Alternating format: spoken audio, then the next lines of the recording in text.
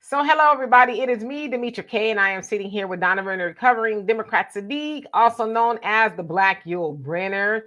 And this is our podcast. We are not live. I want to say that, but we will be live just a little bit later on. And the purpose of the Demetra Kaye show is to promote Black love, knowledge, and understanding of all things that go on in the Black community to make us an even better people with the emphasis on even because we are great people, but we can always strive to do better. So today we're going to be talking about a copious amount of things. As you guys know, Tuesday is kind of our day where we maybe talk about relationships or something like that. So Donovan and I can bounce ideas off of each other or arguments or whatever it is, right? Without an audience. Of course, again, we'll be back live with an audience.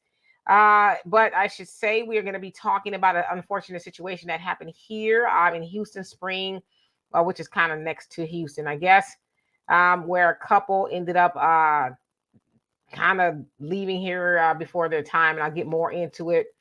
Don't really know what happened, but we know what happened ultimately. Then we are going to talk about a scenario that somebody had sent to me. I'm gonna and I'll get into that, and then I'm gonna ask Donovan a question. He doesn't know what that is, but nevertheless, we're gonna have a lot of fun for this hour or so that we are here. So, Donovan, what say you? All right. Welcome, you guys, to the Demetra Kaye podcast. Glad to have you aboard. You guys are the greatest friends that we have on the internet. Do us a favor. You guys know the routine. If you want to donate, there's a banner down there, and that donation that you contribute is 100% to the content creator. Also, don't forget to download the African Diaspora News Channel app. You can get it at the Apple Store and Google Play. That is the best way to stay abreast of what's going on across the African diaspora. A lot of stuff going on. South Africa is doing a lot of stuff in regards to Zionists and what is going on in Hamas and Israel and the wars over there. And they've been proven right so far. So again, if you want information that in regards to the African Diaspora News Channel is where I get my news and I keep abreast of what's going on. Because at the end of the day, what happens over there affects us over here and vice versa. So Demetra, this is going to be an interesting story. I am interested. Let's see where it's going to go.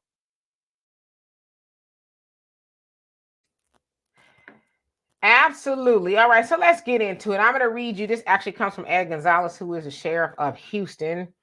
And it says to the residents in the Spring area, Precinct 4 deputies responded to an incident. And let me actually put their picture up so y'all know who I'm talking about. Okay. It says, Precinct 4 deputies responded to an incident at the 5500 block of Lakota Trail near Spring, Stubner. It says preliminary. During an argument and altercation, an adult female allegedly stabbed her boyfriend and he in turn shot her. Both were transported to hospitals. The male has since been released and the female remains in critical condition. Harris County Sheriff Office investigators are at the scene. Update. The female complainant, Tanasia Bush, 33, was initially transported to an area hospital in critical condition, but later died due to her injuries. The male, Philip Hickman, was treated and released for a wound to the arm. He cooperated with investigators and provided a statement about the incident, which was consistent with the information gained from witnesses at the scene. The plan was to refer the case to grand jury upon completion of the investigation. However, since the incident, Hickman was said to be distraught and was being searched for by family. Today, 2/18, which was Sunday, he was found at a school parking lot at the 4700 block of Wood Forest. As family members approached, Hickman shot himself. He was pronounced deceased at the scene. And it says, our condolences go out to everyone impacted by these two deaths. Sheriff Ed Gonzalez. And so who you're seeing on the screen is Tanasia. I think that's how you say her name. And Philip. And I went to his page and he actually posted conglomerate of pictures of them, if you will. And he had a teardrop emoji, if you will. And I guess that day or the day after, he decided to take his life. I'm imagining because he was distraught over what happened. Now, what they were arguing about or whatever, I don't know. But it is said that's what happened. They were in the car, got in an argument. She stabbed him allegedly, and he shot her. Very young people and I want to have a conversation with Donovan about, I don't know, just what's your opinion about it? I don't, I have an opinion, but it's sad more than anything. So what is your opinion? Well, from the story that I got, it is a very, very sad story. It reminds me of a broken Romeo and Juliet. And what I mean by broken is that you can see that these two people were probably very much in love, but being young people, they go by their emotions, right? And got in an argument, a silly argument, and it escalated, and one got killed, and then the other one, having guilt, you know, and probably was really in love with her, decided to take his delete himself, and it kind of reminds me of a tragic Romeo and Juliet suicide murder type situation, even though it wasn't murder per se. But I do want to say this though. I could get in an argument with my girlfriend or my wife or whatever, and let's say my wife stabs me, right? Depending on where she stabs me, my first inclination is not to kill her. You know what I mean? I'm either going to run away or go get some help or subdue her, whatever. But my first inclination is not to kill. And I know a lot of our friends out there don't agree with me a lot because of my misogynistic, toxic masculinity. Wow, I'm built a certain way. That's just how I'm built, right? I happen to believe men are the stronger species. Physically, we are stronger. Matter of fact, there's a story that's just now breaking about girl basketball players going against transgender dudes or something, and the girls got hurt in a physical basketball game. And I'm just gonna tell you guys, I am seeing more and more, and I've said this on the show, Demetra, several times. We have 2 going on 3 generations of young Black men. And I'm only going to speak about Black because that is the community that I dwell in, that I spend most of my time in. 2 or 3 generations, going on 3 generations of young Black men being led by female households.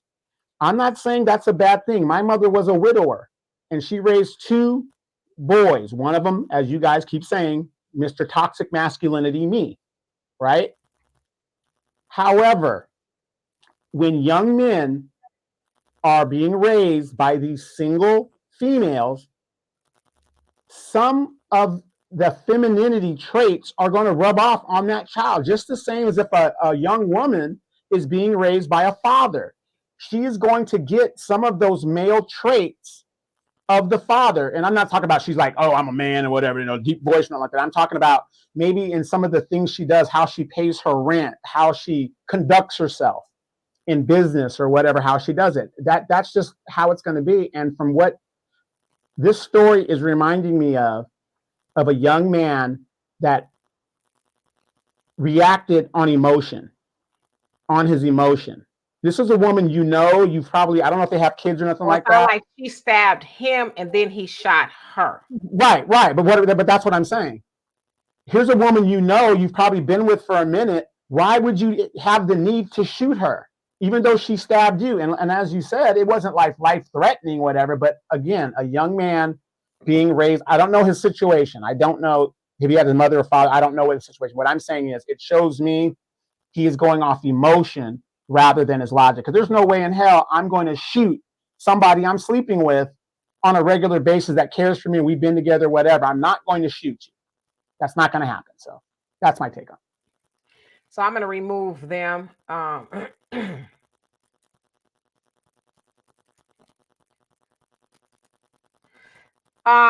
Yeah, I don't know. I just when I saw the story, I thought about it. I was like, well, what could they have been arguing about to where she would stab him? Whatever it was very heated, obviously very emotionally driven, and all of that. I will say that I've been in heated arguments with people before. Been in heated arguments with boyfriends that I've been with. Yeah, I mean, I have. And I don't think it was okay. I'm gonna quit lying. Okay. No, me and you, we've been in heated arguments. Yeah. No, but when I was younger with my daughter's father, we got in very heated arguments, and I wanted to yank him and shank him too. A lot going on. Just had a child. I should say we had a child. There's a lot of emotions and stuff to process, and there's a lot going on. So I've been there to where I could see myself really just poking them a good time or two, you know. Um, but at the end of the day, this is about coping skills because I don't care how bad it's been or how whatever happened. How do you resort to stabbing somebody? Now, obviously, maybe I don't say obviously they thought what he did was maybe self-defense. I don't know. You know, somebody stabbed you. Yeah, you might want to defend yourself, you know, because was she gonna keep on trying to yang yang yang? You know what I'm saying? So I don't know. I'm assuming that's why he was out. You know, maybe because they said witnesses corroborated the story. Whatever that story was, you know, she stuck him and he felt like he needed to defend himself. But you know, but the problem is people have no coping skills because we've all heard devastating news. We've all heard bad news, or let's say even take it to somebody who was cheating on you. I don't know what their argument was about, but you hear the news that somebody's cheating on you. Yeah, sometimes you do want to resort to violence. Like, I want to kill you, I'm going to slap you, whatever the case is. But then something has to take over you and say, as bad as this news is that I got, or whatever it is I found, as much as that hurts, for me, what's going to hurt me is to be in an orange jumpsuit, okay? I don't look good in orange. You know what I mean? And I value my freedom. And so you have to come to a point and say, all right, if I got to get to the point to where I want to physically harm somebody, I might not want to be around them. Now, I've seen a lot of conversation online about this where people are saying it was deep love. I don't want to be that deep in love to where I would do that. And I'm like, nah, love ain't making you do that. I don't care how deep, because if you're deeply in love with somebody, you don't want to hurt them. Because if you want to hurt them and you call it love, it's not love, it's obsession. It's control. I can't control you. I can't control these emotions. So I'm going to take you out of here. Because when you deeply love something or you deeply love somebody, you are saying, you can say, I love you, which is why I'm going to walk away from you. Because I love me too. Because in order to deeply love somebody, you got to deeply love yourself first. Now, if you love yourself and you want to harm somebody, no. Because see, you make me want to put my hands around your neck. And I don't want to do that to you. And because I feel those unbridled emotions coming up in me, it's better for me to walk away from it. I want to say this, Donovan, regardless of the upbringing, when you become an adult, you're responsible for your actions. So, because there's things that I could do, and I could say, well, it was my mama, it was my daddy. But when we become adults, we're supposed to be responsible and own our emotions. Because I'm going to tell you the case in point. When you do something like break the law, your mama and daddy ain't going to jail with you. You going to jail with you. Because there's a lot of prisoners who say, yeah, I didn't have a great upbringing, ABC, my mama, my daddy, blah, blah, blah. But they'll say, hey, you know what? I made the decision on my own to do what got me in here. So, yeah, upbringing has a lot to do with it. But at some point in time, we got to let our parents off the hook and say, you did or did not do what you were supposed to do with me. But now I'm at an age of knowing, I'm aware. I know that if I go and shank somebody, I could either kill. That don't take you having a great upbringing to know that if I shank somebody, they could die or I could go to jail. So we got to kind of own our own actions when we're adults. I agree with you wholeheartedly. What I'm saying is I'm not blaming the parents. What I'm saying is traits that are not natural to whatever species of gender it is. So when a male takes on more emotional traits because we're physically stronger, whatever, that's a bad mix. When a female takes on male traits, that's a bad mix because it's not natural to and conducive to them as people, right? Now, I'm going to have to disagree with you just a little bit when it comes to the parents not going to jail, because in Wisconsin, the shooter's parents up there in Wisconsin were held responsible for. No, that's just another scenario. I'm about to say that's a whole different horse of a different color there. But it seems like we're getting to that point where they're starting to hold the parents accountable, and the white people are like, wait a minute now, wait a minute, because in general, white people do the mass shooting. Access to guns, that's in general. So they're kind of pushing back on that, like, wait a minute, you're setting the precedence here, right? But I like I said, I agree with you wholeheartedly. But we do have to take into account how we raise our children and what we pour into them. Like I said, a good example, Fannie Willis. You can see she has a lot of her father's traits in her that rubbed off on her. It just happens, and now she comes off as this big boss chick with man energy. You know what I mean?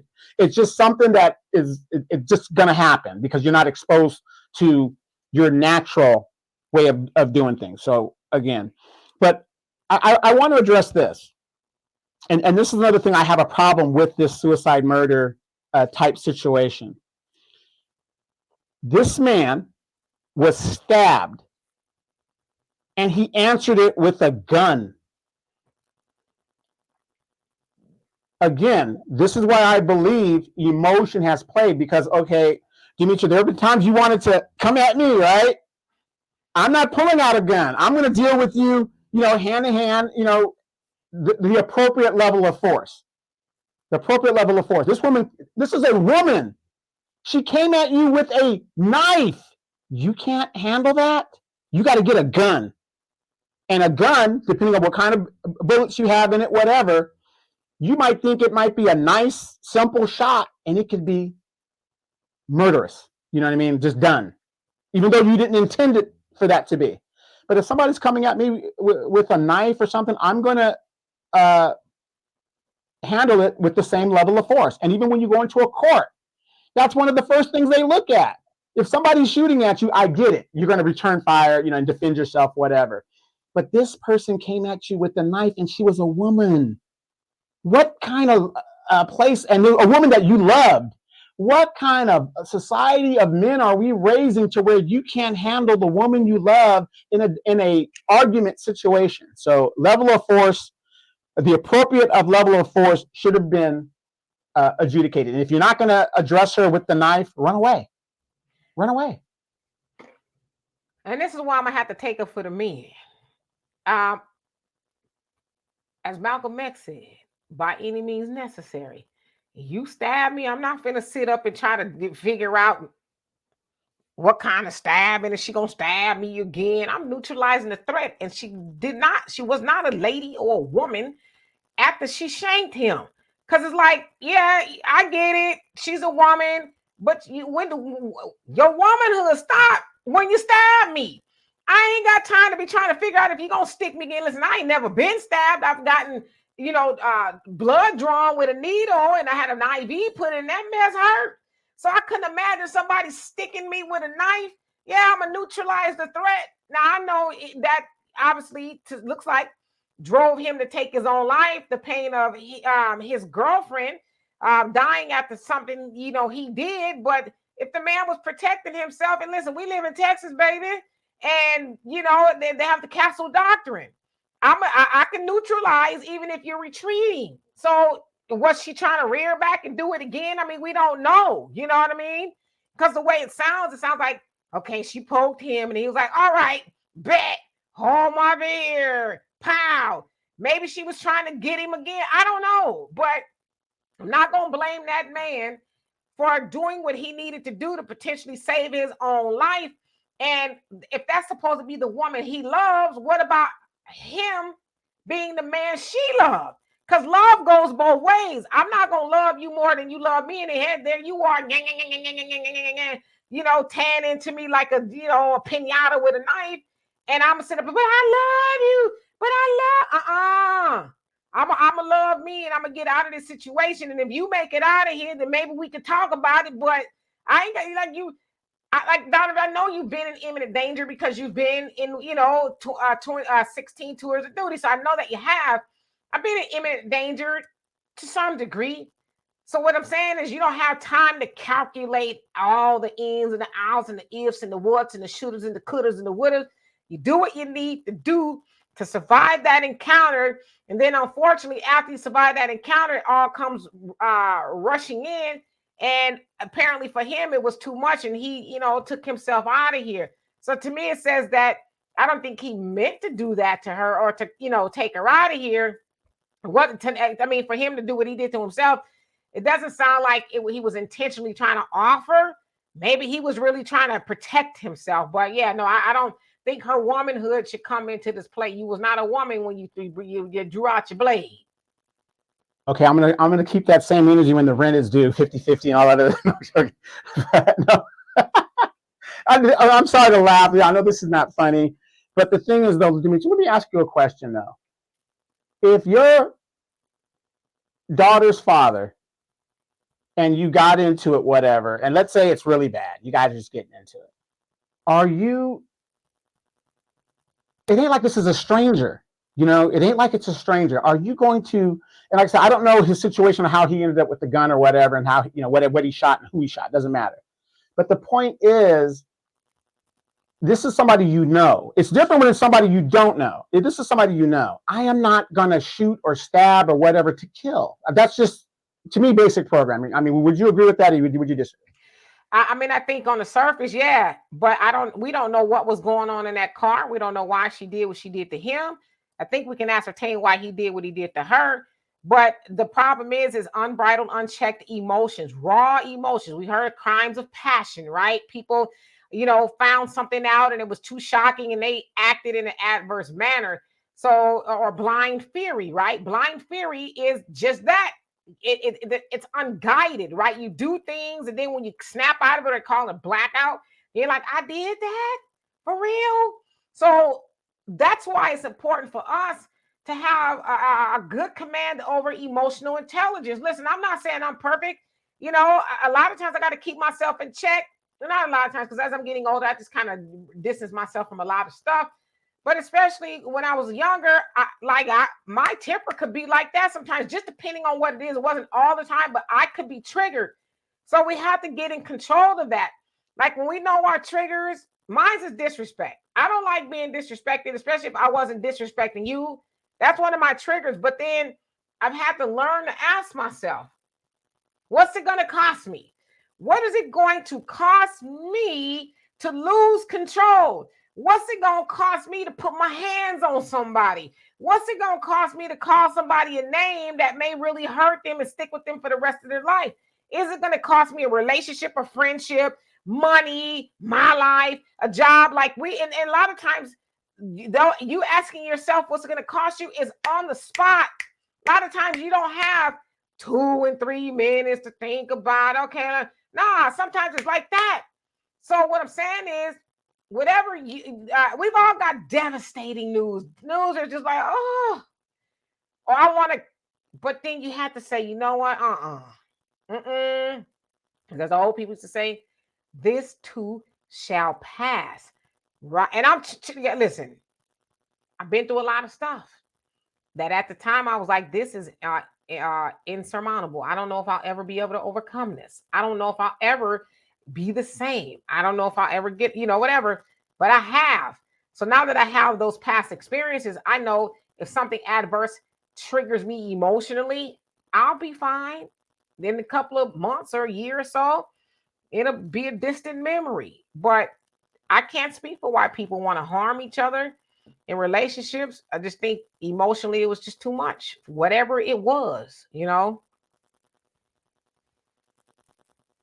Agreed. It's it's an unfortunate incident in this thing, and you're seeing a lot more younger people that can't cope with emotional maturity, would you say?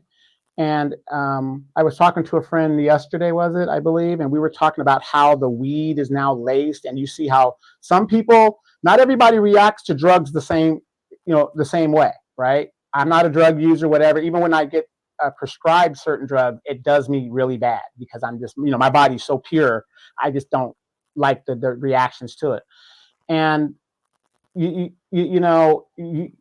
seeing a lot of younger people, even some of the older people now that are messing with this. I'm not saying it's I'm going to say it. To me, I think it is the marijuana that is whatever that's being laced now, whatever. It's not affecting people in the same way, but we're seeing less and less people that have emotional maturity in regards to things. And then in my situation, in my community, what I'm seeing is the very people that have indulged in recreational drug use can't cope with relationships and reality when it actually hits them. I mean, again, they'll put this before that and that before this.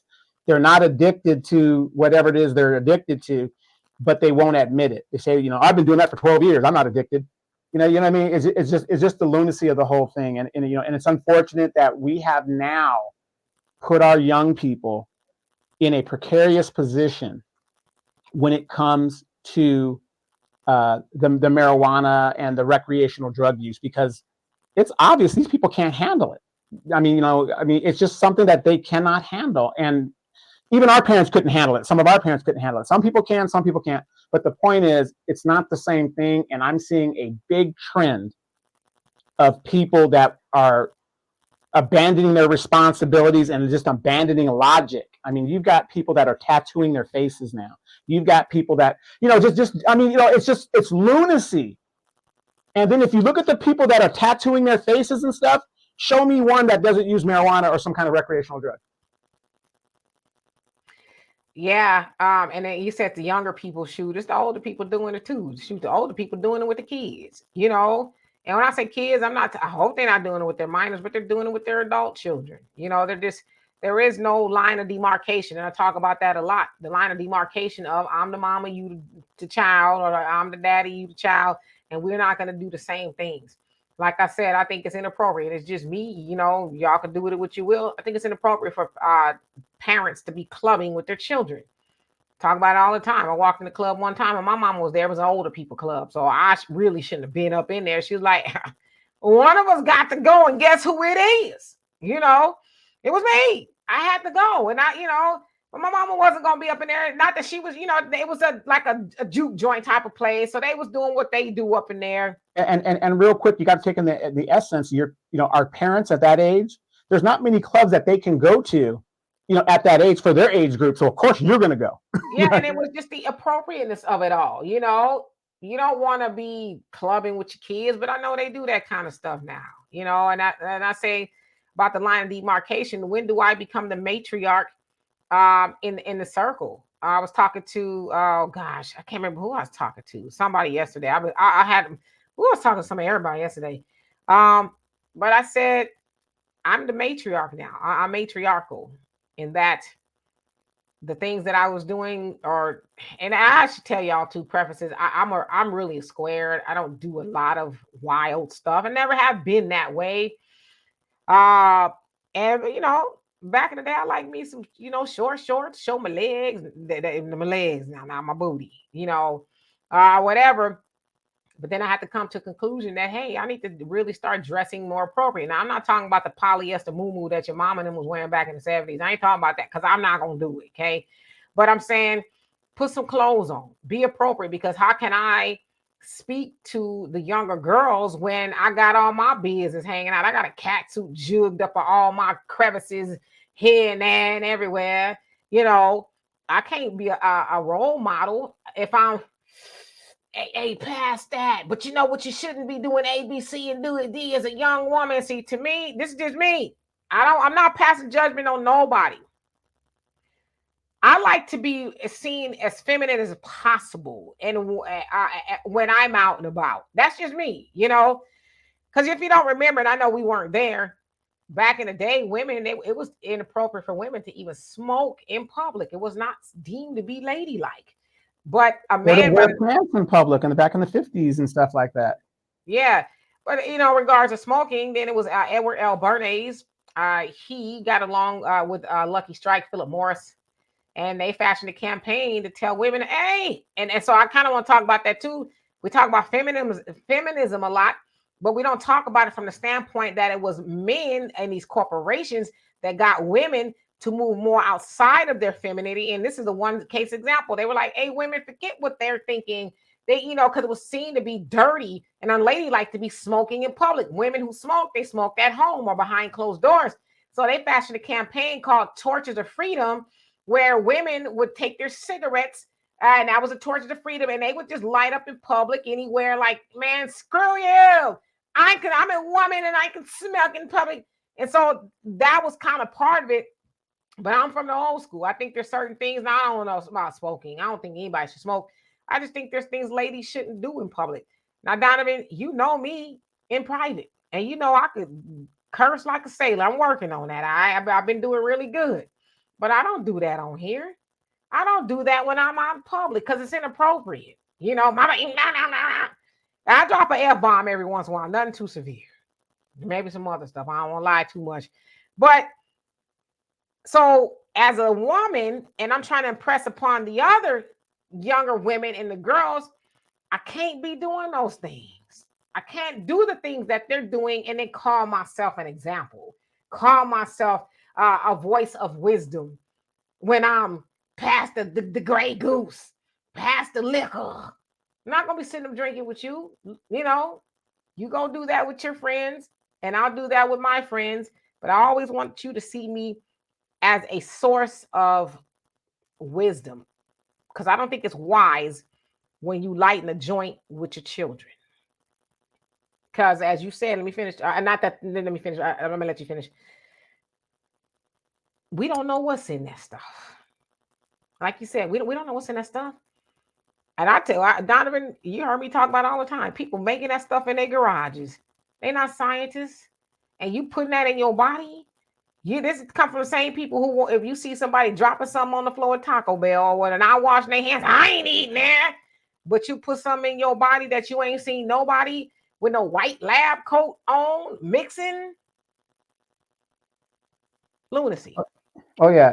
I have a friend. I happened to run into her this weekend and stuff, and I see so many parents pour so many resources into their kids, and this, that, this. Come to find out that this kid ended up, and it's not uncommon nowadays. Again, show me a movie where doing drugs, everything worked out. I've never seen it. Come to find out, she had to put her son into rehab, and she has to move and do all this other stuff. And as a friend, I wanted to tell her, the problem is this: you're hurting him by constantly propping him up. My mother told me, and my brother and I, that if we, after everything that we know, and she taught us, if we get caught up out there in the streets, and we're not supposed to be out there past 10, 11 o'clock, whatever we're doing, but if you're going to be doing all that, and you get caught up, and you get your one phone call, she said, don't call her. I mean, unless it's something like an accident, like manslaughter, you're in an auto accident, like in Brandy's situation or something like that, something that's beyond your control, somebody got killed, that's different. We're talking about stupidity. She said, don't expect me to put any money on your books. You're not getting any support. And because, I honestly believe this, because I only have one parent left, that's the only parent I know, that is one of the reasons why I could not stray from anything that I wanted to do that might have seemed, oh, my friends are doing this. No, because I'm not going to get any support. You guys might get support. I'm not going to get any support. I'll be in there eating those crap sandwiches that the state provides, while you guys got Cheetos and ramen and all the other good stuff like that. Zoos and wham whams. Yeah, wham whams. I'm not going to get that, right? I'm not going to get. My mom said, you're going to get no support from me, and she meant that. And I just wish more of our mothers out there that have sons, and if you're raising a son by yourself without the father, even though the father should be there in some capacity, I wish you guys would put your foot down, because in my opinion, this woman is leaving California and going there to support her son in this facility, whatever the deal is. And I'm like, why can't you see you're the problem? As long as he knows mama is always going to be. And I was like this. So if you move over there, what is going to change for him? There's no life-changing thing. Mama's still there to carry me. And that's where we're at. But she gave this kid everything, and the kid still turned out to be a shitburger. Yeah, and now those instructions starts from the cradle. It don't start when a child is wayward and now you're trying to throw everything with the kitchen sink at them to save them or their life. But then the other thing too is, and I always thought of when I was, my daughter was young, being a great example. And that means not, because a lot of us, and I'm saying us in general, were raised from the standpoint, you do as I say, not as I do. Smoking is bad for your health. Don't do it. It's like, right. I'll tell y'all a funny story. One day, I went back east to visit with my mom and my grandmother, visit our family. I was 18 years old. One of my older cousins on the East Coast. Uh, we were in her house. So it was me, my sister, and her daughter. So my older cousin was a lot older. And we're talking and stuff. And she was like, yeah, yeah, yeah. Uh-huh. I didn't know what she was doing. I didn't, because I'm green, right? She, uh-huh. I said, did she know some cocaine right here with us in here? And she did it again. I was like, yeah, I'm going back across the street to my mama. I like, that was the first time and even at 52 years old, that was the first and only time that I ever seen anything like that in my life. The first time. But I'd seen it on movies and stuff, but I'm talking about in live and living color. I was like, now that I'm older, the audacity of this wench to be snoring cocaine with us, like it was just, she did it like she was just, hey, really? She was drinking a cup of coffee. But now that I think about it, it's like, she's no longer here with us. But gosh, what example are you setting for your child? That she's sitting up there watching you do that. And do you do that in front of her all the time? You got to think about this too. When I was talking to a friend of mine who's a doctor, excuse me, they were saying some of these people that are checking out here in our age group, which is the fastest age group that's checking out in since any generation that's been recorded, they're saying that some of these people are checking out, their hearts are like dish rags because of all the drugs that they've been doing from the time that they were, in the 70s up until now or whatever the deal is. And they're not realizing some of these drugs are enlarging your heart and causing these medical conditions that's making you check out of here. And all you got to do is Google this stuff. We're not trying to scare you. We're just trying to say, to me, I used to say this all the time.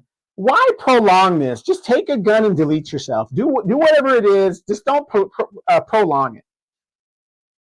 But the way that these drugs, and to me, I think this is by design, according to white supremacy, just like they said in Boys in the Hood. They want us to kill ourselves. They put all these vices in our community because they want us to kill ourselves. And that's exactly what we're doing, and we're doing it very, very well. And it's just sad. And now our women are being compromised in that aspect. I was looking at a friend of mine on Facebook. Her and her girlfriends went out to some hookah bar. And I'm seeing a woman who probably is in her 40s. She probably is, well, I'm not going to go there. But she looked like she was in her 40s. She looked a lot older, but I'm trying to be nice. And she's in the hookah bar with the boots and stuff. Now she's with her girlfriends. Now this ain't my friend. This is my friend with her girlfriends. Now one of the girlfriends is the one I'm talking about. And I'm like, this woman has no friends because the way she was dressed for her age, like you said, dress age appropriate, there was no way you're going to be out there. And remember when I talk about the Morlocks a lot from the Time Machine? That is what she looked like. And I'm like, this woman has no friends because there is no way a friend would let you go out looking like that. And then when she was on the hookah and she was like dancing, I actually saw a Morlock because she was like, they had that look. And I was like, oh my God. And she, you know what I mean? And it's just, like I said, it's sad that our older women and men are competing with the younger ones. Well, men have always competed with the younger ones, but it's just a sad situation. Again, I think the drugs have really numbed a lot of people's decision making, and it's been proven it affects people differently. Some people get affected in the brain, the heart, the condition. So, I was going to do this other story, but I think I'm going to do this one. I actually was having a conversation with somebody not too long ago, and they said that their girlfriend is mad at them because she wants him to be more spontaneous when it comes to sex. Okay. And when you think of spontaneity, you think of right now, anytime, any place, anywhere. Okay.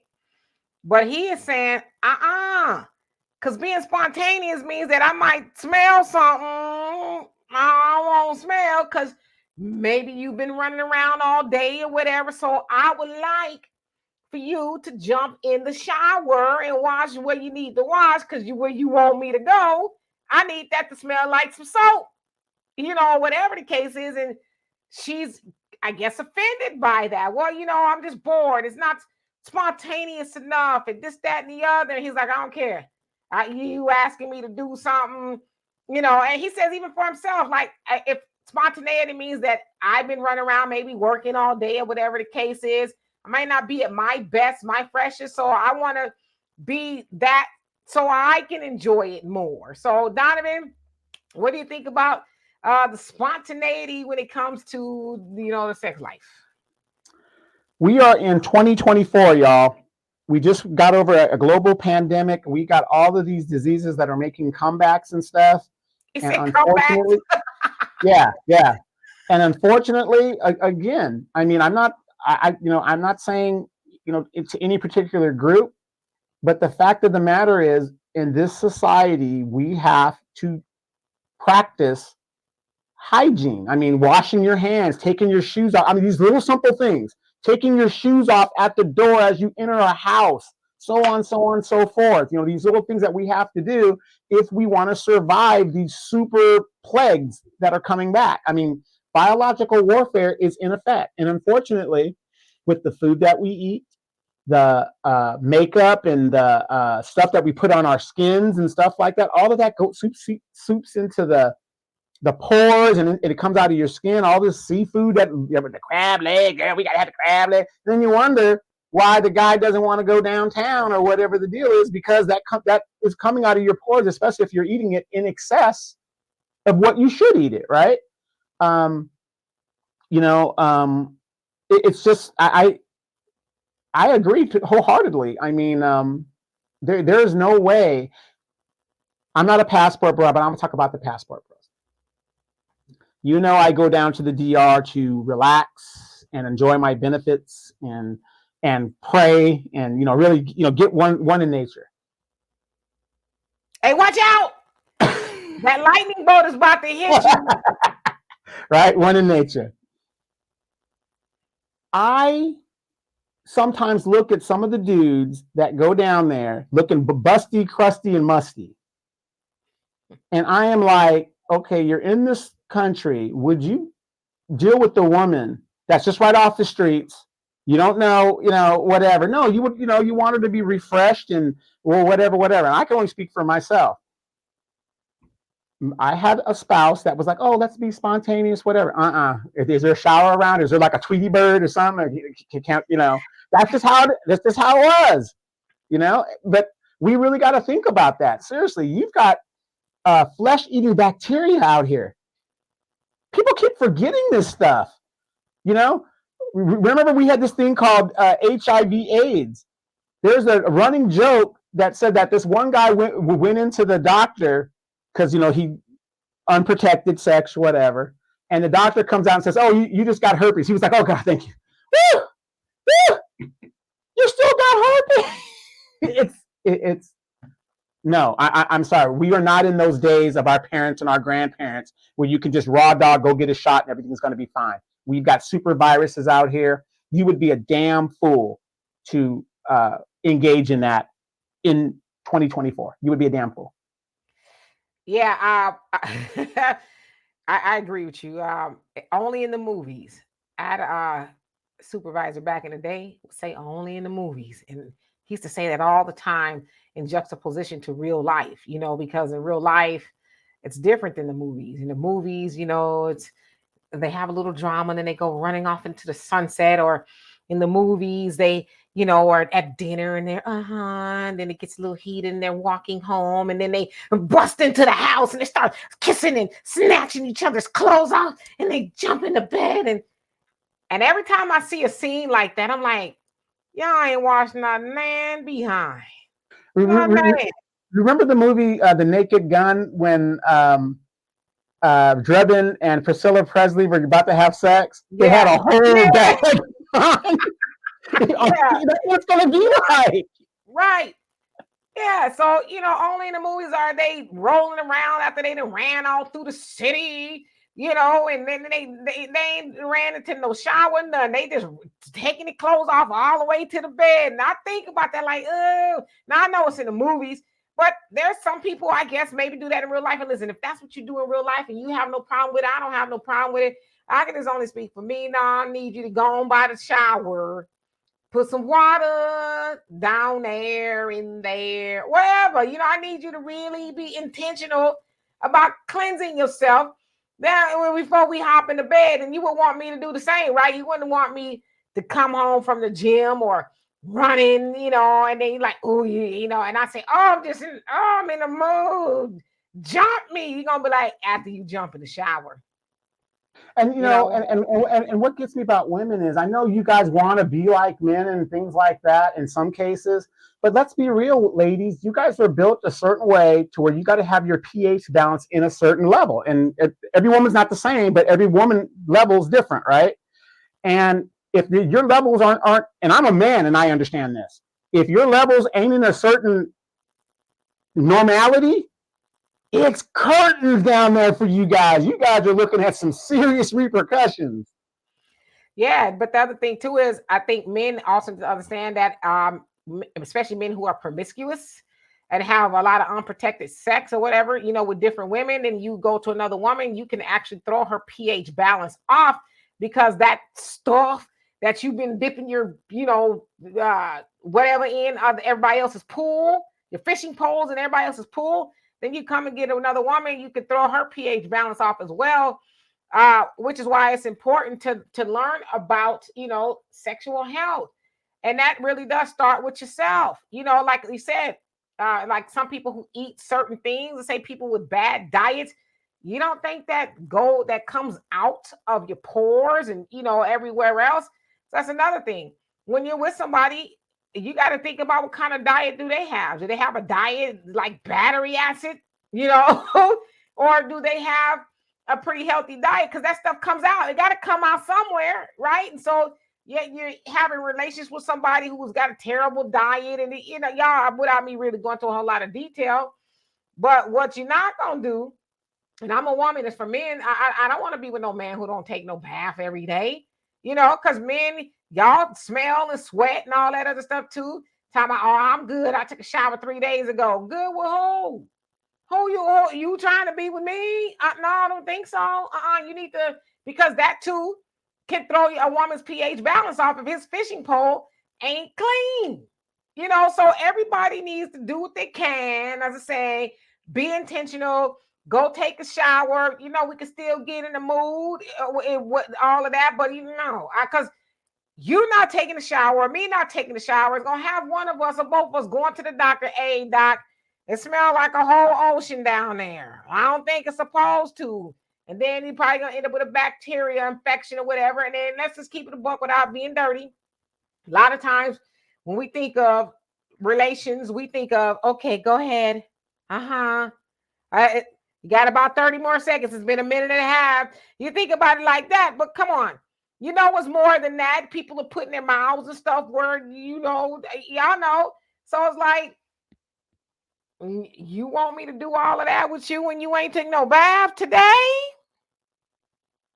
Yeah, and another report, and again, ladies, if you have sons, I mean, I'm not telling you what to do and how to do whatever you're going to do is, but I'm born a Catholic, and most Catholics, we have to get circumcised. And I remember when I was talking to my mom a long time ago, and I said, well, guys be talking like, well, what? It doesn't matter. Da, da, da, da. It does matter. My mom said, I didn't get circumcised. I didn't get you circumcised for you. I got you circumcised for your spouse. Right? Because there is a report. If you ladies want to go look it up, go Google it, where men are getting infections, the men that are uncircumcised, because let's face it, ladies, you might know how to work the tool, but you don't know how to use the tool. How can you teach a young man how to clean an uncircumcised stem if you don't have one yourself? And unfortunately, you know how young boys are. We're not doing this. Oh, I'm just going to do the bare minimum, right? And they're finding that these young boys that are uncircumcised are having dirt and things inside the circumcision because, we're going to cut. I'm not talking about grown men. I'm talking about young boys. Now, think about that. If you are in that practice as a young boy and then you become a young man, you're still in the same practice. Your mom ain't checking you. What do you think you're going to be doing as a young man? The same thing and spreading whatever. I'm not telling people you have to, get your stem cut off or whatever. But as men, we need to really reinsert how to clean ourselves because we think, oh, we got some water, some soap hit it. No, that ain't it, dog. You got folds in there, just like women got folds that have to be cleaned, and you got to move whatever you got to do. And unfortunately, a lot of these young men are not being taught how to clean themselves properly because, women just don't know. Yeah, and there's some religions that are people who do not get their sons circumcised. So it just really, obviously they have to do a little bit more to clean it, if you will. But there's some dudes who ain't circumcised and they ain't just letting the water hit it. You know what I mean? So yeah, y'all know me by now. I'm huge on hygiene. Donovan will tell you we've taken vacations together. Y'all need to go in there before I do. Go ahead, because you have to tell Demetra 2 hours prior to departure so she could be ready to go. I mean, I just am. I'm big on hygiene. I won't smell nobody. I just don't. You know what I mean? And I just think if we take proper hygiene, but yeah, the spontaneity as far as that is concerned, I guess maybe if you're clean, I don't know. But to be mad at somebody because they want you to take a shower before they go, no. We just be, I don't know.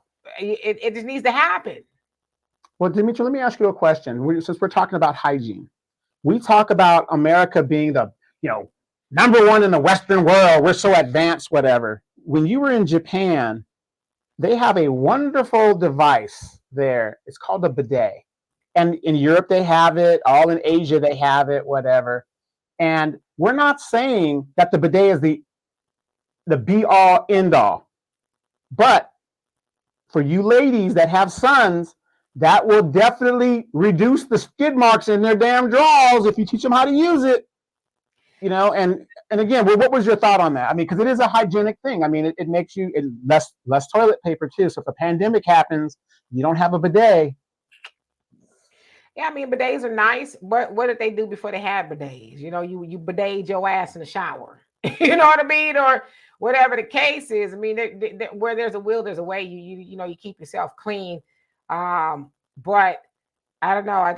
I just think, like I said, everybody needs to be intentional about making sure they do the best to be hygienically appropriate as possible. And I don't think that's a hard concept. I know people get on me. Everybody I know be like, when you shower, a shower, and I wash my face. And, I'm the type of person spend almost 5 minutes brushing my teeth, which is probably why I don't have problems with cavities or anything like that.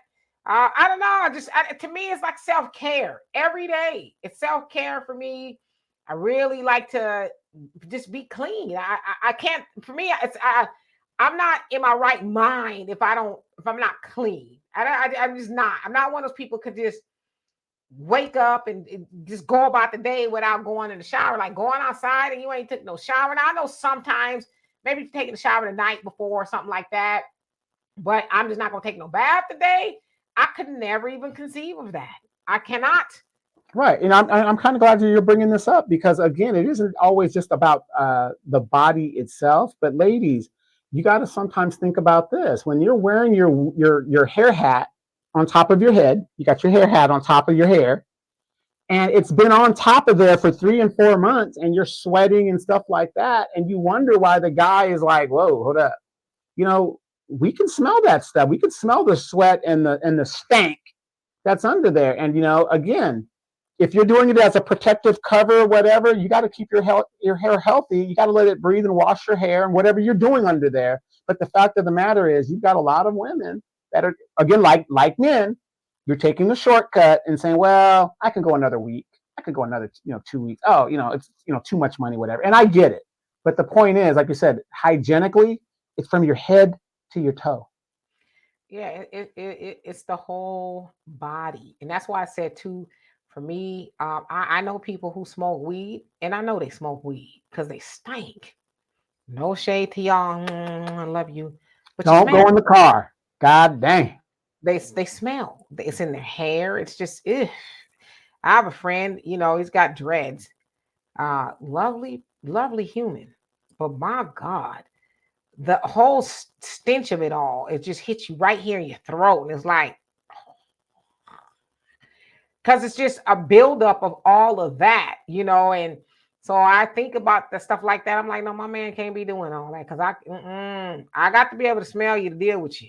Well, let me ask you this, Demetra, because I like me, certain things that I smell, I don't want in my body. If it smells bad, why would I want that in my body? I don't want you around me at all. You damn sure ain't getting into bed with me. You smell like that. I'm sorry. The hell to the no. No. Wait a minute. No. You can't just be getting in the bed with me like that. Come on, Demetra, you gotta loosen up. Just take a little something, get a little something like it. And I always tell people, I said, well, there's other ways I can loosen up. Could you get me some Kool-Aid? Could you get me some, everybody's got their way to do it. Yeah, I don't have to use drugs like you have to feel good. Your Kool-Aid is sweet too. I'd have to go on a whole a jog after I drink your damn Kool-Aid. But yeah, no. So as far as the spontaneity and when it comes to relations, nah, we can't be that damn spontaneous. We can hang off a chandelier or something after we take a shower or something, but we just getting in from a whole long day and hell no. No. Can't you be spontaneity after you wash your ass and then go and do what you got to do? I think per the example that he was giving me, I think it's more or less like, what happened to the right now? This right here and now. When last time you took a shower? I got an answer for that, Wait, fellas. When last time you took a shower? Oh, was yesterday? Yeah, I got an answer for that, and a lot of fellas will agree with me. Remember when you're young and it's like, oh yeah, let me go do this. You go over there and you go get, you get some fellatio, whatever the deal is, real quick. Get a nooner. We used to call it nooners, whatever the deal is. Blah blah blah. When you're young and strong, right? Then you get married. All of that stuff comes to a halt, a screaming halt. There's no more of that. It ain't your birthday, is it? Is it Christmas? Oh. Then you got now you got kids. I mean, all that stuff comes to a stop. I mean, it just comes to a stop. I mean, I would say this: it shouldn't come to a stop. I'm just gonna, say that it should not come to a stop, because the one thing you never want to do is assume that because we got this paper between us, I can deny you and say and do whatever I want, And I get it. Sometimes it's comfortable to wear certain things, but wearing sweats and moo-moos and stuff to bed is probably not that much of a turn on. And the same thing for a man. You going to bed with, with holy shirts on and I get it. You want to, especially when you've been together for a while, like we're familiar. You do you, boo. But every once in a while, pop out the bathroom, with something that's canvas all. Get a canvas all on. Yeah, with something. But yeah, I don't know. Real quick. Have you seen the I don't know if it's a meme, but it's a picture of a lady that just gave birth and the child is black? I did. What is your thoughts on that? Because I was like, I'm looking at that and I'm like, well, that's not unusual. That happens all the time. A third of all babies born are not to the father. So, what was your thought on that if you saw it? I've seen quite a few people post it. My initial thought is it's none of our business. You know why it's none of our business? Because we ain't got to burp it. We ain't got to change the baby. We ain't got to pay nothing for the baby. And it just reminds me of why I hate the internet so much sometimes, is because people make issues out of things that have absolutely nothing to do with them. If that woman is African American, as she says, and her husband is all right with it and he knows that to be his child, who are we to say, oh, because we know that there's two black people that could have an extremely light child. But unfortunately, in those cases, you hear the ignorant ass mama or somebody, oh, you should ask your baby because the baby light skin and you dark skin or whatever the case is. It's like, you ain't heard of genetics. So it's like, but here's the internet forming these whole think tanks and opinions off of whether that man's baby or not. If it ain't his baby, trust me, he gonna find out sooner or later. And another quick question for you: your favorite girl, NAACP president, former president up in Spokane, Washington, Rachel Dolezal, has been fired from her job because she attached her OnlyFans account to her. From what I understand, I could be wrong, to her public account, and that's how she got found out, or something like that. What are your thoughts on that, or what did you hear? I mean, I heard she lost her teaching job or something like that due to her OnlyFans account. I'm not sure how she got caught. Um, I mean, I guess too, when you apply for a job, there are rules of ethics. You're often told sometimes the things that you do outside of the job also affects the job that you're doing. So you might want to be cautious. And so if she had some sort of a clause, I guess they would call it a morality clause. She has something like that, then yeah, she should probably be fired. But I'm also one of those people. See, while I can be uptight sometimes in certain regards, I really feel like we should learn to mind our business. If you don't want to see Rachel Dolezal on OnlyFans, then don't go on OnlyFans. Because also what I understand too is you got to pay to see that content. So who paid to go see the content and then dime on her? You know what I mean? So that to me, what is a harmful what she's doing? I don't know. It just depends on in what context you look at it. But I think it was more harmful for somebody to go pay whatever she's asking them to pay and then come out and say, oh, she on OnlyFans. Because even if she linked it or whatever the case is, you still got to pay to see the content. So whoever did that went above and beyond. And y'all, we've talked about Rachel Dolezal quite a bit on this channel. I don't condone what she did, and I sometimes have to have that conversation with our people because we are so one track minded. But I'm one of those people I like to see all angles.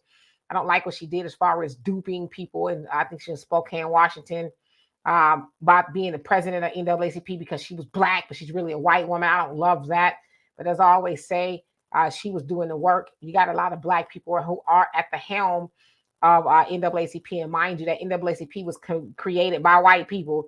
But you got black people at the helm of that, and they ain't doing nothing for black people at all.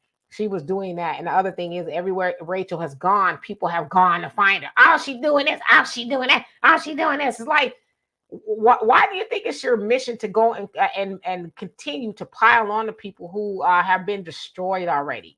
You see, that's the kind of society we live in. The whole gladiator effect. I'm gonna keep on dogpiling. I'm gonna keep on tearing you down till there's nothing left. But see, it's always fun until it's your turn in the arena.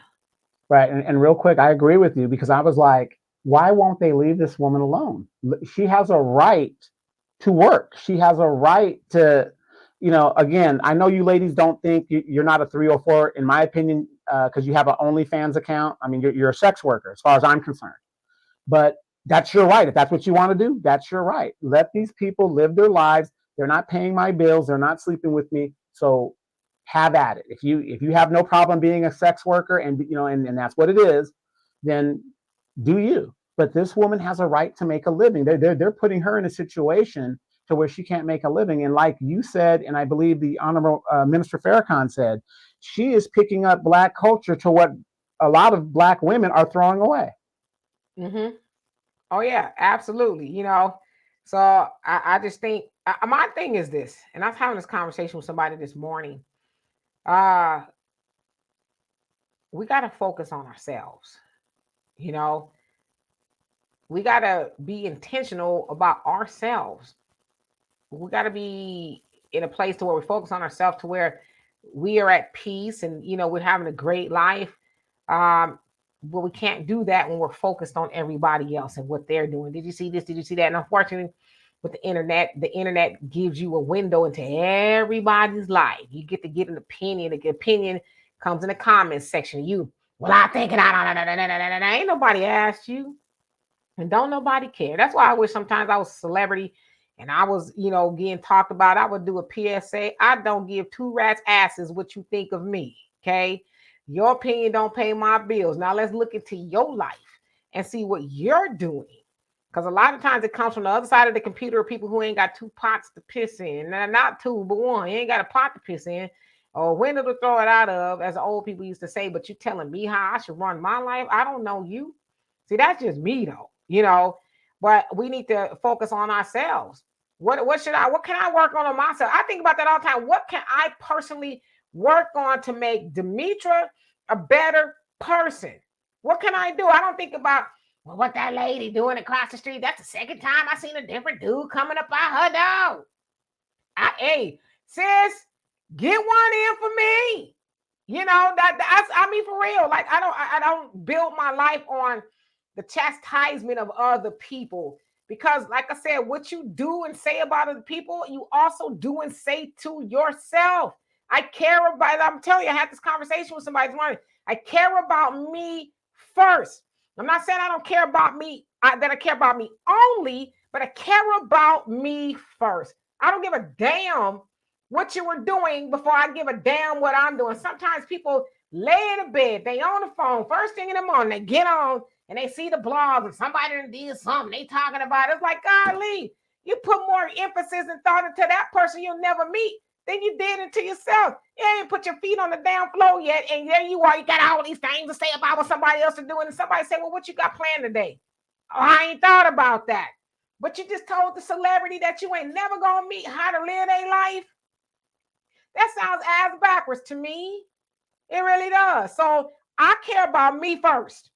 When I get up in the morning, I think about what the hell I'm going to do today and how I'm going to be a better person, how I'm not going to cause anybody any harm, how I'm going to be an additive to life. I don't care about what you're doing first. I care later if it's for something for me to care about, but nope.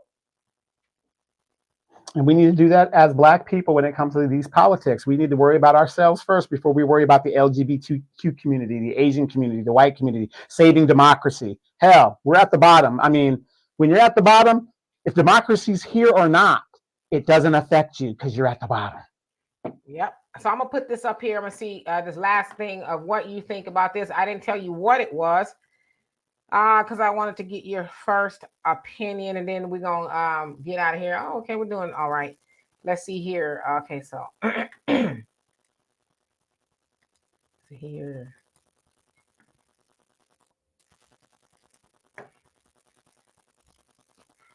What's your first opinion about that? That's very powerful.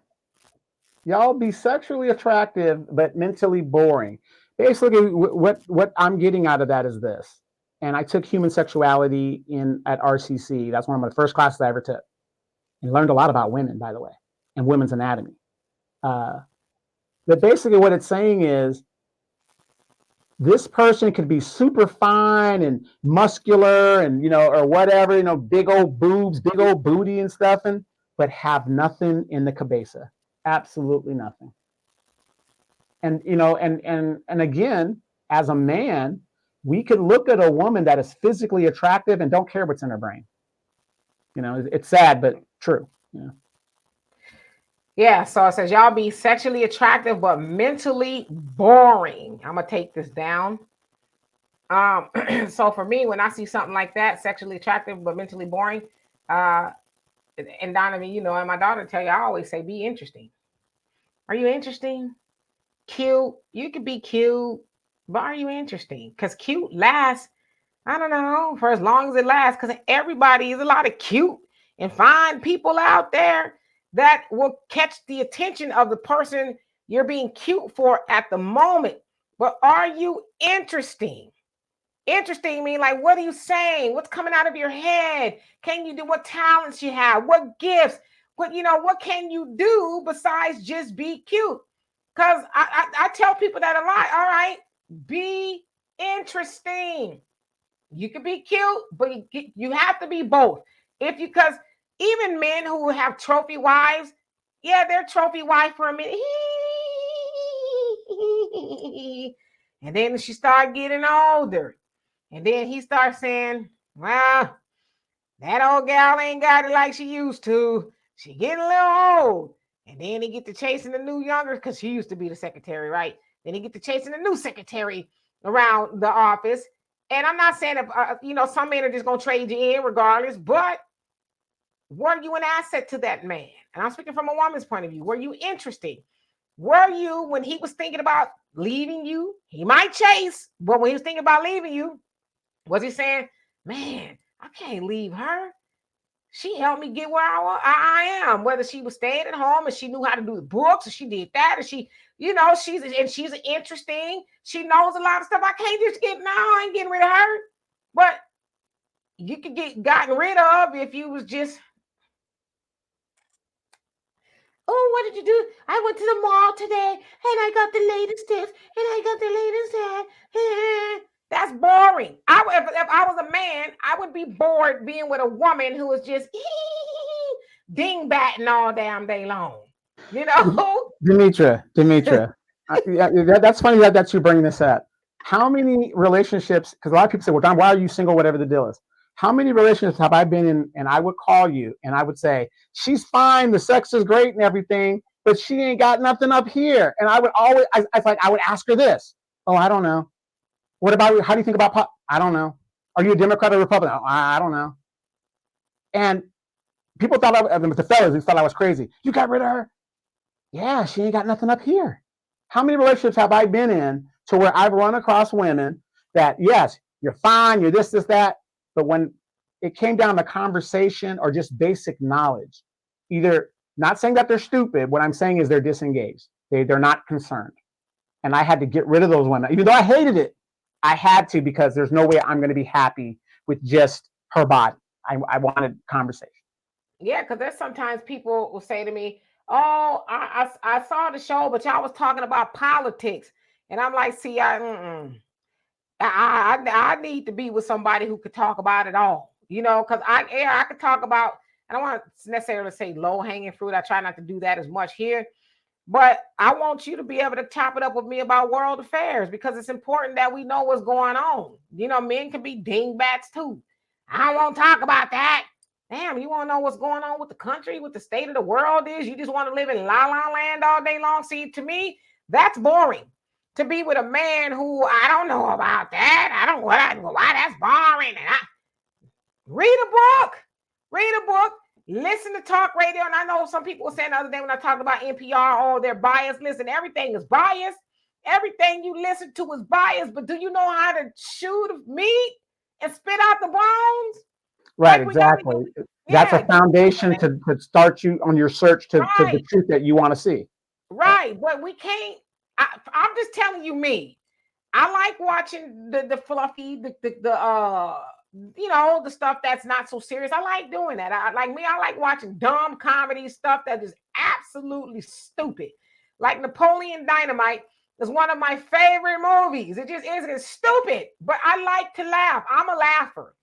But then I typically watch documentaries and stuff like that. I can do it all, but I'm one that get in my car and I listen to NPR talk radio. I like to read stories. I read. I don't have the newspaper, but I'll spend on time in the morning on Google looking at all the trending stories every day, because I want to be in the know, right? I like to be interesting, but for me, I can't be with no man that's just here with it, like it's just low hanging fruit conversation all the time. It's like, all right. Well, I'll give you a better example than that. For me this weekend, I went to a place where some friends of mine, we got together. It was a 50th birthday, whatever. More than half of the people I did not know, right? So I'm meeting people's husbands and stuff, introducing myself. I'm totally comfortable when I'm meeting doctors. I'm meeting people that are technically, up there from where my lot in life is, right? But I had no problem talking to them about anything. I'm not saying I'm this super brainiac. I know a little bit to understand what they're talking about. Oh, I heard about that. And then I would ask a question. But it's not that you're a brainiac, it's that you can have a conversation. Right. And if I don't know, I ask questions. Right. Because you know a lot of stuff. And so I agree with you. People who, as Honorable Elijah Muhammad said, most people know 400 words good, right?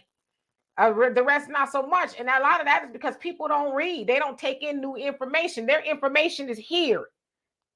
That TV that they're watching, that's all their source of information. It's not here in a book, right? Or speaking to people who are knowledgeable. So for me, I always say I could usually tell where a person get their source of information from, whether it's the television or it's a book or something like that, because they're reference points.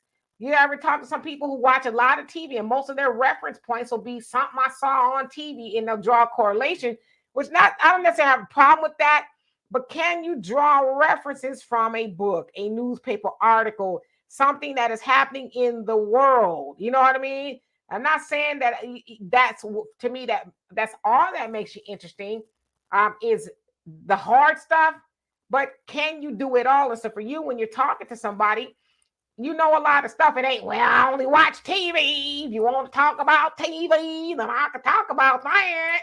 You know, because you know those people you in the circle with, they probably not spending a lot of time watching TV. So their reference points are a lot different. Yeah, it was funny because I met this guy that works. He's a high executive in Mercedes, right? I said, "Oh, Mercedes." I said, "Wow," and he was in the military previously, whatever years, whatever. So he's a high executive, and we're just talking and stuff. And of course, we go into the VA thing, and that's one thing we have in common. We're talking about that. But I was asking about his job and stuff, and then our conversation's over. Then I was talking to his wife later on, who I went to school with. And she goes, "Oh yes, Mike was really impressed with you." He goes, "You were just like a regular guy," and da da da. And I was like, "Well, why wouldn't you know what I mean?" It was like really weird. Well, not weird to me, but we find out that when people are just content in their knowledge base, they get intimidated. Like a lot of people, "Oh, I don't know enough, so I shouldn't talk to somebody." No, get out there and know the knowledge. Like I said, I didn't know anything about his Mercedes job, but I asked questions. "Oh yeah, what is that?" "No, I haven't heard of that. What model was that?" And I just kept asking questions and engaged him. That's it. And I was comfortable engaging him. Napoleon Hill has a book. Is it Napoleon? The Dale Carnegie, I think it is. Dale Carnegie, How to Win Friends and Influence People is one of them. It escapes my mind, so forgive me. And How to Win Friends and Influence People, the simple premise is people like to talk about themselves. They do. So like you said, find a point of interest or something that they may like. Like he gave an example. He said you go into somebody's office and they have a picture or, a photo or a painting or something over their desk. You say, "Oh, that's interesting. What is that about? Oh, let me tell you." Or you can say, "Wow, I really like that car. Your car. Oh, let me tell you all about it." People like to talk about themselves. And so that's how you win people over. And I have to learn a lot of that. I have a background in sales. You don't go in there and be and talk to them about you. "Well, I've been in the industry for all these years, not this, and I won all these awards, and I'm this and I'm that. I can sell everything." People get like, "Okay, when is this motherfucker leaving?" But when you say, "Hey, oh, that's an interesting coffee table. Oh, that belonged to my great grandmother, and every year we polish it and shine it." So then now they're feeling open because you care about them. And I'm not saying you should do it to be disingenuous, but like you, when you ask the man about the car or whatever, he's like, "Well, hold my beer. Let me." So you didn't need to know about the car because he was going to fill you in about the car, and then you're going to learn something in the process. And I'm glad we're bringing this up real quick because I know we got to go. But it bothers me when a woman, you could be beautiful, sexy, just everything you want in a man, for a man physically, and you have nothing to offer up here. So then you guys get upset. Some of these women get upset because they feel objectified. But what else are we supposed to deal with, you ask? Because that's all you're offering me. Yeah, and I will say this, as from a woman who is, I call it from the neck up. And trust me, I don't look too bad from the neck down. Okay, but I sometimes, men don't find they. I'm not saying men don't find me attractive, but when you're from the neck up, and I'm not saying up to the point to where we solving the world peace. Now, I just like to have a conversation. I can converse with anybody about anything. I just can. But I find that men don't necessarily like that. And then in the long run, especially in my situation, we don't work out or they'll cheat or something. Then they'll come back and say, "Wow, I ain't met another one like you." I had a friend of mine. He told me he was like, I I don't care, these guys that in the past that you've had, your ex-boyfriends, he says they'll never meet another woman like you. He says, what a shame. They'll never meet another woman like you. He says, as long as they search, they'll never find or meet another woman like you. They may come close, but it won't be the same. And I say, you know what? You know how to make a girl feel good. When they come in close, you never will see. No one can does it better. Remember that song? No Yes, dog, yes, nobody does it better. yes. I love that song. Yeah. Are you talking about Ain't No Stopping Us? Song by Nate Dogg and Warren G. Oh, Nobody oh, does it oh. better. I thought you saw There's No Stopping No, Us. No stopping. no. It's funny because I was listening to that song this morning. That's like when I get up, I like to dance, and my daughter's like, "Wow, you're making a lot of noise." I'm like, "Yes, because I like to dance and put you in a good headspace and all of that." I spent like an hour dancing around the house, and I was listening to that song. The thing is, you bring that up, and you really think about it. People start their day miserable, and they end their day miserable. I'm going to this job. I hate. It's like when we like growing up going to school. You wake up, you're like, damn. You don't want to go, but then you go. You have a great day. Depending on It's how you look all at it. about perspective. I was having this conversation, I swear for God, with somebody this morning. It's all about perspective. Okay. I said we need to be in control of our day, no matter what we got going on. Listen, there's somebody that ain't gonna be able to get up and even be miserable. They dead. Somebody who ain't gonna be able to swing there, because I swing my feet over the bed and get up. Not like, oh. I swing my feet over the bed and I get up. Somebody ain't got no feet. Somebody who feet don't work. So I think about things even in those smaller doses.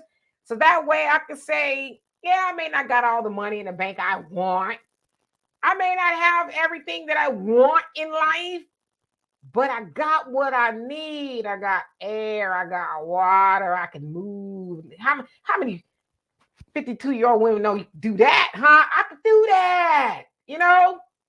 Did you get that Instagram thing I showed you with that girl from the 80s and she was moving and stuff? And like, I it don't was on Instagram. I know. Oh, that's right. But Sometimes I see if y'all you ever send get, me messages. Yeah. yeah, check it out if you ever get a chance. This girl was like moving. She was like, just Yeah. doing it. So So it's like you said, you don't why you making it waking up miserable for? Wake up with you're in control of your day. You get to decide what type of day you have.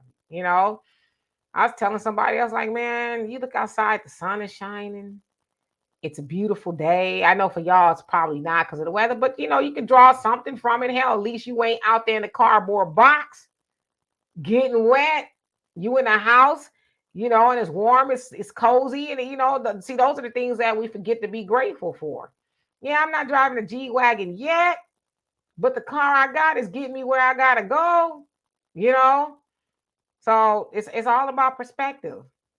It really is, and I tell people I've always been a happy person. You know, I've never been one of those just, what do you want? Hello? Never. I've always been a happy person. So when I see people unhappy, I'm like, get away from me. Just get away from me. I don't want to wake up with nobody that's unhappy. I don't want to go to bed with nobody that's unhappy.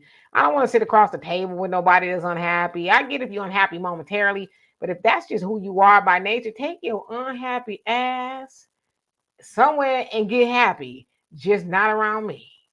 So anyway, we're going to be back, and we got a good show for you. I think is right up Donovan's alley. He's been trying to talk about it for the last couple of weeks, but we finally going to get around to it. It's about a mayor, unless something else happens. I don't know. Things happen between now and then. About a mayor in Dalton, Illinois. What's her name? Tiffany Henyard is her name? City girl, Tiffany Henyard. Oh, man, we're going to talk about it. It's like, wow, she tripping. Democrats want to understand as well, right? I think she is. I have to do a little bit more research. But anyway, we'll be back. Before y'all go, I want to remind y'all of this. Stay right there. Don't y'all move. Don't you move. Don't you move. Don't you go nowhere. Let's see. Is it here? Oh, I didn't even put the damn thing up. Hold on a second. We got it. Like I said, we're having a phenomenon with Black women leadership in a lot of these major cities. New Orleans mayor has a problem. The DA in Baltimore has a problem. Tiffany Henyard has a problem. I mean, Fannie Willis has a problem. Maxine Waters has a problem. Sheila Jackson Lee has a problem. We can go on and on and on. We know men have screwed everything up, but women were supposed to make it better, but not the case. Yes, so tomorrow's our show. Wednesdays we have switched over from to With Love, Demetra Kaye. It is our sort of kind of what's behind the booty show. You guys have been asking me for years now. And so this is a relationship show we started last week, and we had a pretty good show. Somebody came on and gave us their scenario, and we helped them out, things like that. So if you want to be a guest on the show and give us your scenario, you want some advice or whatever, we would love to do that. Also, if you want to send an anonymous email, we could do that as well, because sometimes people will need help, but they don't want to be known. So we will do that.